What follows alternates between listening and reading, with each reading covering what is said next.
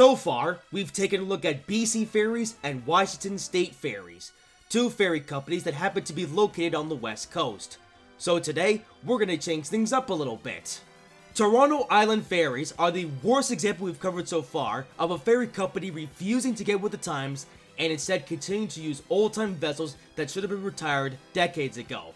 They only have a handful of ferries when compared to the other two companies I've looked at, and 4 of them suffer from being old, outdated rubbish! First up, we have the Angiara, which was built in 1963. And I can't believe I'm saying this, but this is the newest ferry in the fleet, and it only gets worse from here. Up next, we have the Thomas Rennie, which was built in 1951, and it still gets worse. Following that up is the Sam McBride, built in 1939. Yes, this is a pre-war ferry still in active service. And finally, the worst of them all, the William Inglis, built in 1935. As of 2025, the William Inglis has been in revenue-earning service for 90 years.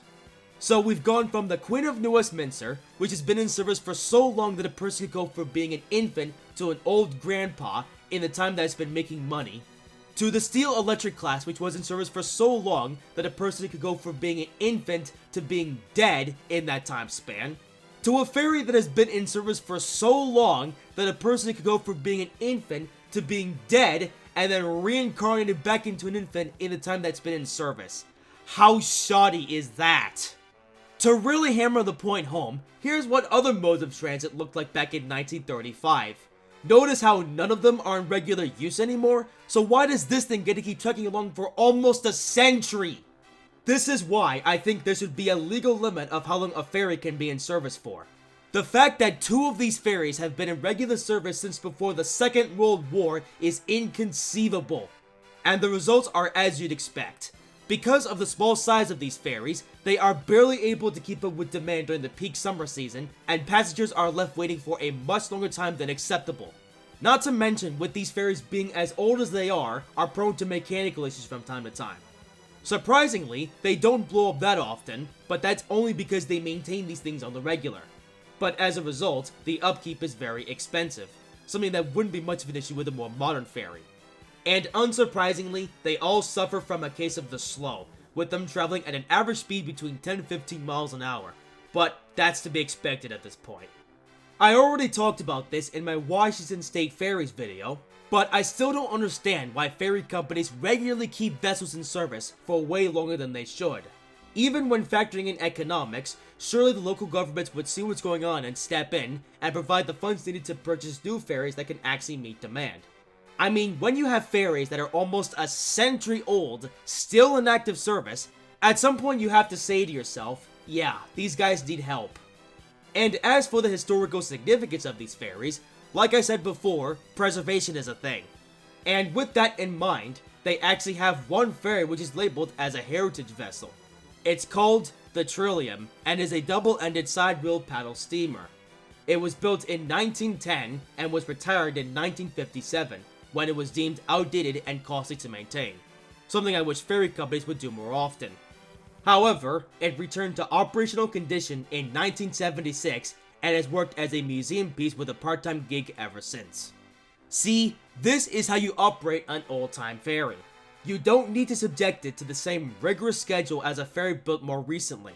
Just run it occasionally for enthusiasts who actually care about these things. I'd ride it. So with all of this considered, the Trillium is free from my wrath, despite being 115 years old. However, the other 4 ferries which are used more regularly are not. What makes even less sense to me is that this company is located in Toronto, a city which has a decent transit system on land. They've got commuter rail, subways, streetcars, and the buses are quite alright as well.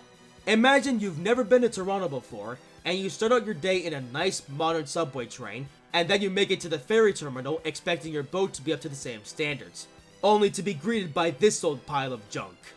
If your reaction is anything other than disgust, what is wrong with you? So, does Toronto Island Ferries have any plans on retiring and replacing these ancient ferries? Surprisingly, yes. With battery electric powered ferries. Man, we just can't win. So, to explain the problem with battery electric vehicles, they can be summed up as a solution that doesn't work to a problem that doesn't exist. No thanks to certain governments, there's all this fear-mongering about how gas-guzzling vehicles are going to heat up the Earth, resulting in the ice caps melting and flooding the Earth. Even though there's definitive proof that it's all a lie. And before you say, oh, it just hasn't happened yet. They've been pushing this hoax since the 70s, and nothing that they've predicted has ever come true. Even so, some transit companies have tried to reduce their emissions with battery electric vehicles with varying degrees of success. What makes this worse is that this replacement project has been ongoing since 2012, and it took all the way until 2021 to decide on what propulsion system to use. And they originally considered diesel electric. Honestly, they should have just stuck with it. Either way, replacements for the Angiara and William Inglis are due to arrive by 2027, and replacements for the other two will be on their way once funding is available. The city should have just funded replacements for all four of them to begin with, but as we've seen before, local governments are too afraid to fund their ferry lines for some reason. And the fact that they're going with battery electric annoys me. Even Washington State ferries were smart enough to go with hybrid ferries. Speaking of Washington State ferries, there's one ferry that I forgot to mention in last year's video, which was retired in 2019. It's called the Hayak Tua. And apparently, Hayak is the indigenous word for fast. But I don't think that's very appropriate for this ferry. It should have been called the Kolog, which is the indigenous word for slow.